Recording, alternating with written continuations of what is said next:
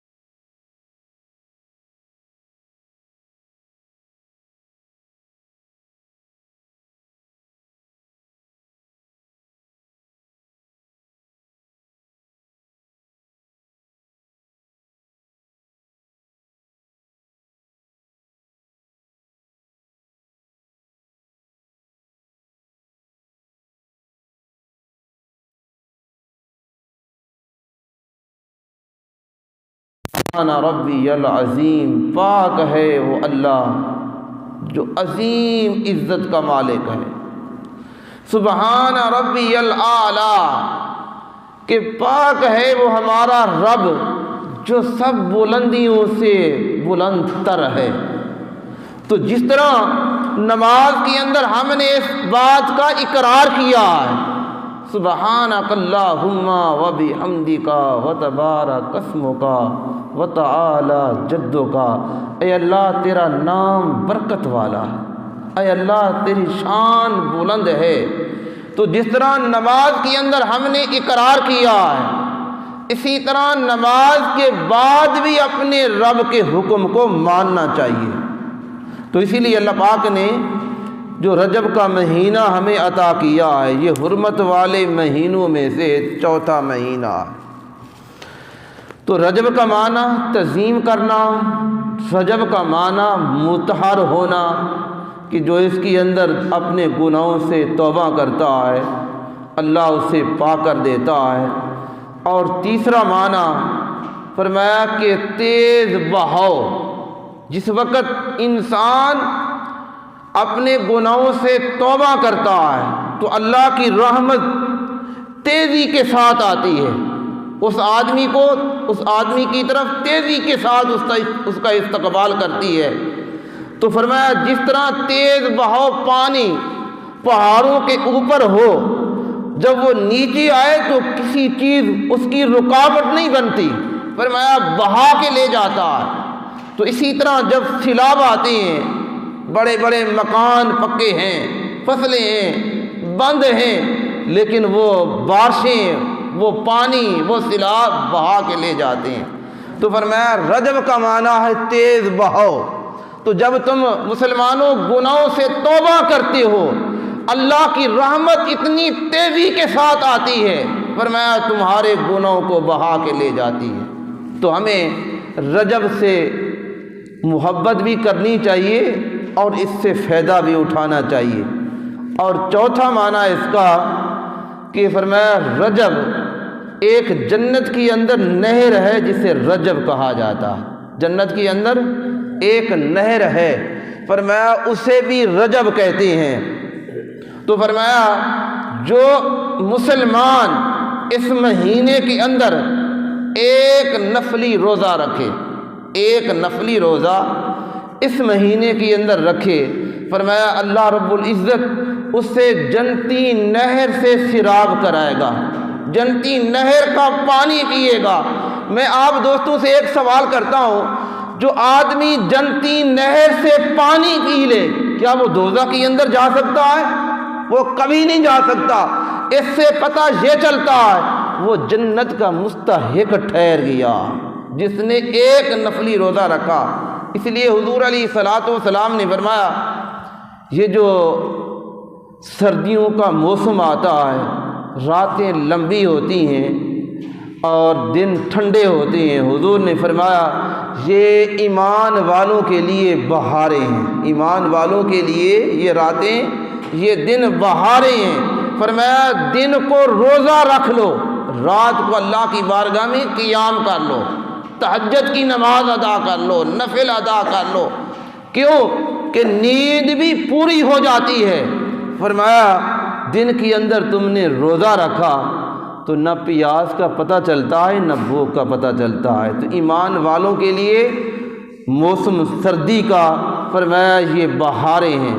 تو فرمایا جس نے ایک نفلی روزہ رکھا رجب کے مہینے کے اندر، فرمایا اللہ اسے جنت کی رجب کی نہر سے پانی پلائے گا، اسے سیراب کیا جائے گا۔ تو جو جنتی نہر کا پانی پی جائے گا اور پلایا جائے گا، یقیناً وہ آدمی جنتی ہوگا۔ تو ایک بات، دوسری بات اس رجب کی فضیلت کی، جو آدمی 7 روزے رجب کے رکھ لے، 7 روزے، فرمایا 7 روزے رجب کے رکھ لے، جہنم کے کتنے دروازے ہیں؟ 7 دروازے ہیں۔ حضور نے ارشاد فرمایا جہنم کے 7 دروازے ہیں، اور جس آدمی نے رجب کے 7 روزے رکھ لیے، فرمایا اس کے لیے جہنم کے 7 دروازے اللہ رب العزت بند کر دیتا۔ تو آج ہماری زندگی کے جو ایام ہیں، جو ایوریج ہے ہماری زندگی کی وہ 60-70 سال ہے، تو جو یہ لگاتار یہ مہینے آ رہے ہیں، رجب کا مہینہ، شعبان کا مہینہ، رمضان کا مہینہ، تو ہمیں ان مہینوں سے فائدہ اٹھا لینا چاہیے، ان مہینوں سے ہمیں فائدہ اٹھانا چاہیے۔ عقل مندی اسی کے اندر ہے کہ ہم اس کی تعظیم کریں، جس طرح رجب کا معنی تعظیم کرنا۔ تو دوسری روایت فرمایا جو مسلمان اس مہینے کے 8 روزے رکھ لے، رجب کے حوالے سے 8 روزے رکھ لے، جنت کے کتنے دروازے ہیں؟ فرمایا 8 دروازے جنت کے ہیں۔ سیدنا ابو بکر صدیق رضی اللہ تعالی عنہ، وہاں 8 دروازے ہیں۔ نمازیوں کا دروازہ الگ ہے، قاریوں کا دروازہ الگ ہے، روزے داروں کا دروازہ الگ ہے، اور سخاوت کرنے والوں کا دروازہ الگ ہے۔ تو فرمایا جو آدمی رجب کے مہینے کے اندر 8 روزے رکھ لے، تو فرمایا اس کے لیے جنت کے 8 دروازے کھل جاتے ہیں، اس کے لیے جنت کے 8 دروازے کھل جاتے ہیں۔ تو ہمیں چاہیے کہ اس رجب کے مہینے کے اندر، سردیوں کے موسم کے اندر، یہ چھوٹے چھوٹے دنوں کے اندر فائدہ اٹھا لینا چاہیے۔ 8 مہینے 8 روزے رکھ کے اپنے لیے 8 دروازے کھلوا لیں جنت کے۔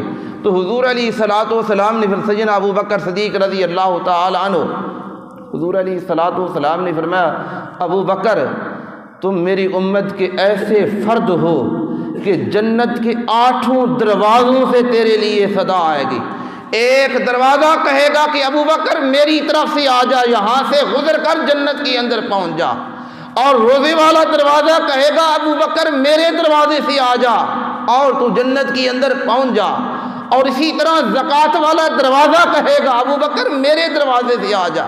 تو فرمایا ابو بکر تم وہ خوش قسمت انسان ہو کہ جنت کے 8 دروازے تمہارا انتظار کر رہے ہوں گے، پکار رہے ہوں گے، ابو بکر میرے دروازے سے آ جائیں۔ تو آپ ابو بکر کی شان کو تو نہیں مل سکتے، لیکن اپنے لیے 8 دروازے تو کھلوا سکتے ہیں۔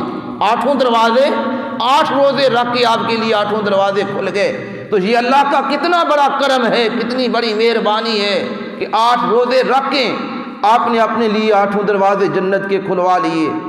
اور تیسری فضیلت اس روزے کے حوالے سے فرمایا جس کسی مسلمان نے اللہ کی خوشنودی کے لیے، اللہ کی رضا کے لیے اس مہینے کے 10 روزے رکھ لیے، 10 روزے، فرمایا جو اس کی زندگی بھر کے پچھلے گناہ ہیں، معافی کا حکم نہیں، حضور نے یہ نہیں فرمایا وہ ختم کر دیے جائیں گے، وہ معاف کر دیے جائیں گے، آپ کے گناہ ختم ہو گئے، نہیں، اس کی فضیلت اس سے کہیں زیادہ حضور نے بیان فرمائی۔ فرمایا جو تمہاری پچھلی زندگی کے جتنے گناہ ہیں تم نے 10 روزے رکھ لیے، فرمایا وہ گناہ تمہارے نیکیوں کے اندر بدل گئے، وہ گناہ نہیں رہے۔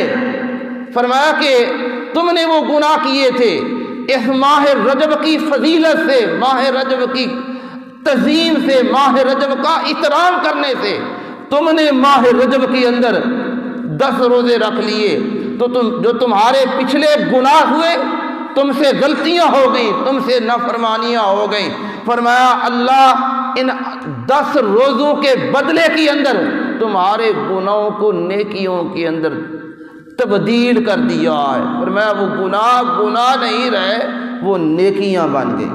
تو میرے بھائی، ماہ رجب کی بہت بڑی فضیلت حضور علیہ الصلوۃ والسلام نے بیان فرمائی۔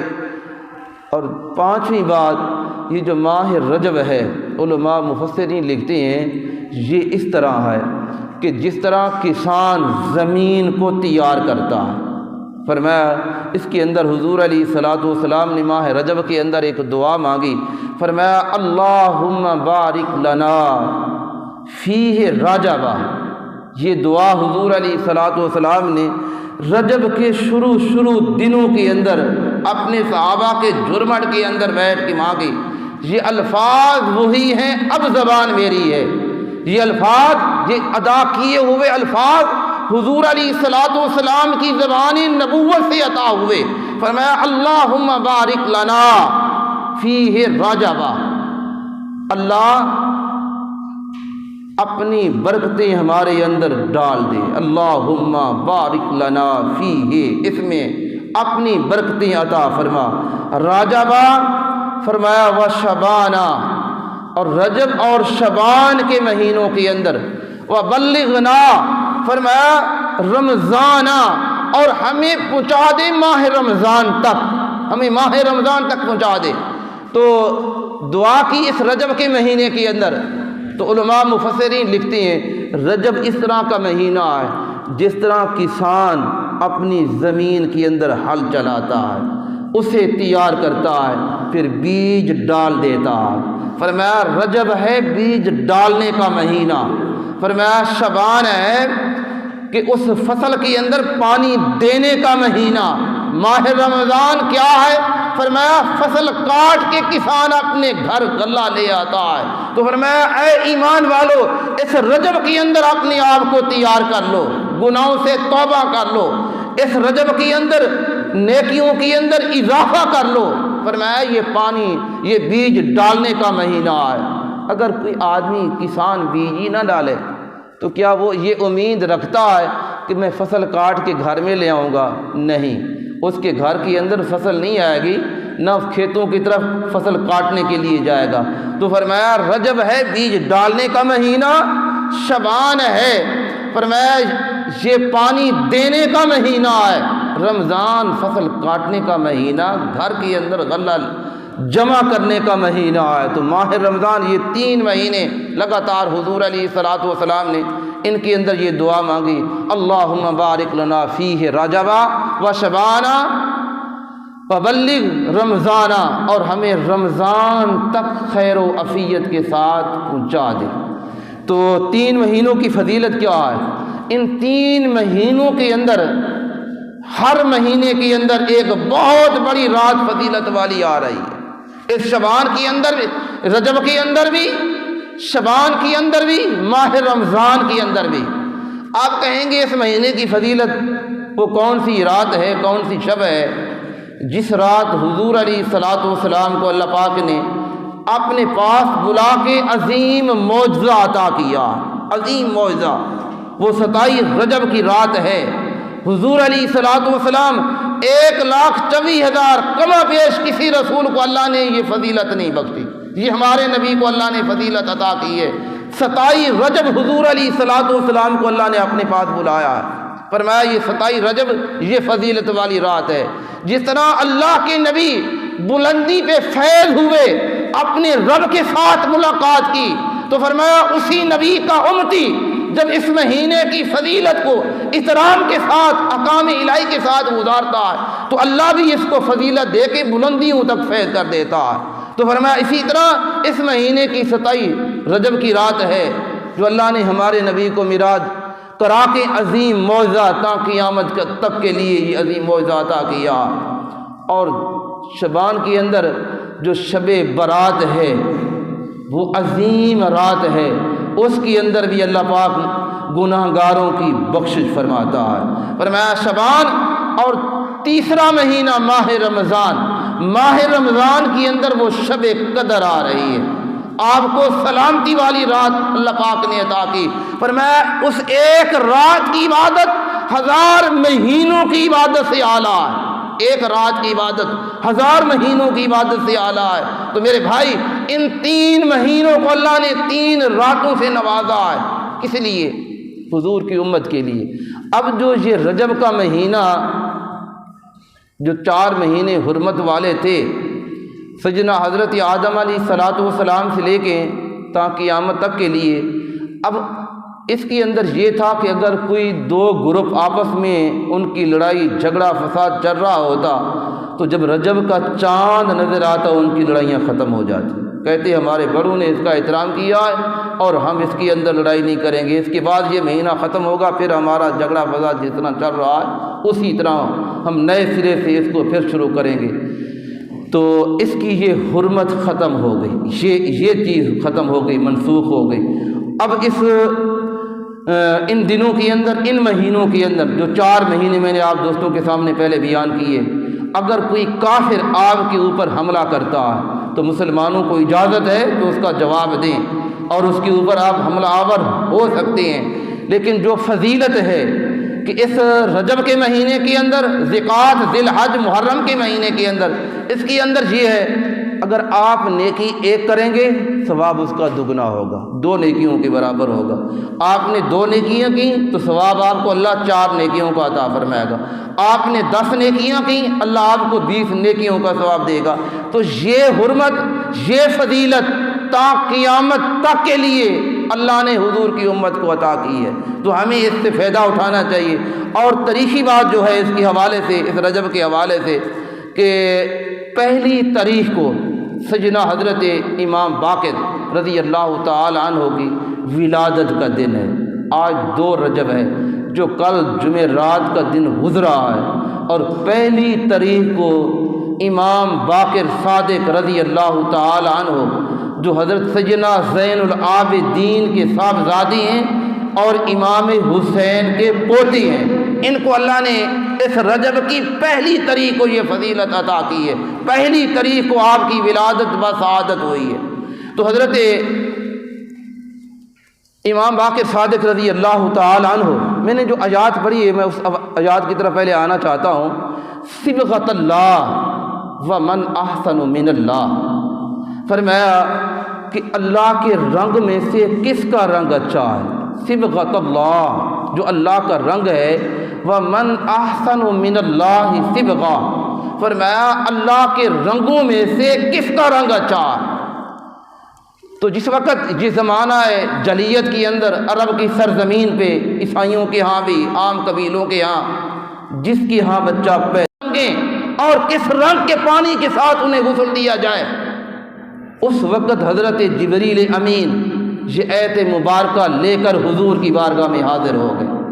فرمایا کوئی پیلے رنگ سے، کوئی نیلے رنگ سے، کوئی زرد رنگ سے نہلائے، اللہ ان رنگوں کا خالق ہے، اللہ کا رنگ نہیں، نیلا بھی اسی نے پیدا کیا ہے، اور فرمایا ہرا بھی اسی نے پیدا کیا ہے، زرد بھی اسی نے پیدا کیا ہے۔ تو فرمایا اللہ ان کا خالق ہے، یہ اللہ کے رنگ نہیں ہو سکتے۔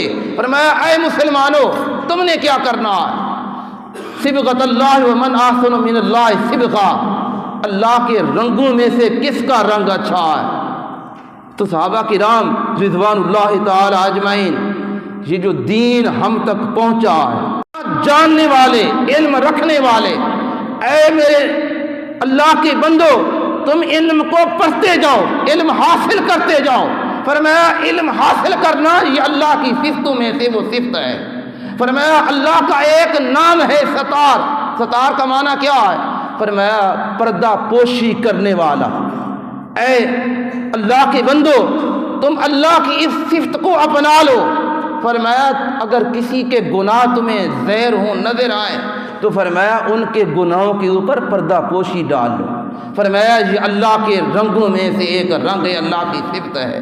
فرمایا اللہ کا نام ہے غفار، کہ معاف کر دینا، فرمایا معافی کرنا سیکھ لو، فرمایا معافی کرنا سیکھ لو، فرمایا تاکہ اگر کوئی تمہارے ساتھ کوئی زیادتی کر لے فوری طور پہ اللہ اگر بدلہ لینا چاہے تو کیا لے نہیں سکتا فوری طور پہ؟ جو مسلمان یا دوسرے لوگ جو غیر مسلم ہیں اللہ کی نافرمانی کرتے ہیں، اللہ پکڑنے پہ آئے تو نہیں پکڑ سکتا، اللہ ڈھیل دیتا ہے۔ تو فرمایا جب اللہ ڈھیل بھی دیتا ہے اللہ معاف بھی کر دیتا ہے۔ تو فرمایا اگر تمہارے ساتھ کوئی زیادتی کرے، حلم یہ اللہ کی صفت ہے، واللہ غنی حلیم، فرمایا اللہ غنی ہے، علم والا ہے، وہ فوری طور پہ پکڑ نہیں کرتا، اسے مہلت دیتا۔ تو فرمایا ان چیزوں کو تم اپنا لو تو اللہ کے رنگ تمہارے اوپر چڑھ جائیں گے۔ فرمایا جب تمہارے اوپر اللہ کے رنگ چڑھ جائیں گے، بخاری کی وہ حدیث قدسی ہے، فرمایا پھر اللہ ان ہاتھوں کو تمہارے ہاتھوں کو اپنا ہاتھ بنا لیتا ہے، تمہاری زبان کو اللہ اپنی زبان قرار دیتا ہے، تمہارے کانوں کو اللہ اپنا کان قرار دیتا ہے۔ فرمایا ہاتھ تمہارے ہوتے ہیں، طاقت خدا کی ہوتی ہے۔ فرمایا آنکھیں تمہاری ہوتی ہیں اور ان کی اندر دیکھنے کی صلاحیت خدا کی ہوتی ہے۔ فرمایا زبان تمہاری ہوتی ہے اور بولنے کی طاقت خدا کی ہوتی ہے۔ فرمایا اسی طرح اور جو کان تمہارے ہیں سننے کی طاقت خدا کی ہے۔ فرمایا پاؤں تمہارے ہیں ان کی اندر چلنے کی طاقت خدا کی ہے۔ حدیث پاک کے الفاظ ہیں، فرمایا اگر اس سٹیج پہ پہنچ کے لَإِن سَأَلَنِي، اگر وہ بندہ پھر مجھ سے سوال کرے، وہ بندہ لَإِن سَأَلَنِي ان صفتوں کو اپنا کے پھر وہ میری بارگاہ میں سوال کرے، لَأُعْتِيَنَّهُ، جو وہ سوال کرتا ہے میں پھر دینے میں دیر نہیں کرتا۔ تو میں نے کہا کہ اس پہلی تاریخ کو سیدنا حضرت امام باقر صادق رضی اللہ تعالیٰ عنہ آپ کی ولادت و شہادت کا دن ہے، تو آپ کے پاس ایک نبینہ شخص آیا سیدنا امام باقر صادق رضی اللہ تعالیٰ کے پاس کہ حضور میری آنکھیں نہیں اور تمہیں واسطہ پیش کرتا ہوں اس نسب کا جو حضور کی لخت جگر حضرت علی شیر خدا کے ساتھ آپ کا نسب ملتا ہے، اور اسی نسب کا واسطہ پیش کرتا ہوں، میرے لیے رب کی بارگاہ میں دعا کریں اللہ مجھے آنکھیں عطا فرما دے۔ تو سیدنا امام باقر صادق رضی اللہ مانگی، اللہ نے نبینے کو دیکھنے کی صلاحیت عطا کر دی، وہ خوش ہونے لگا۔ امام باقر صادق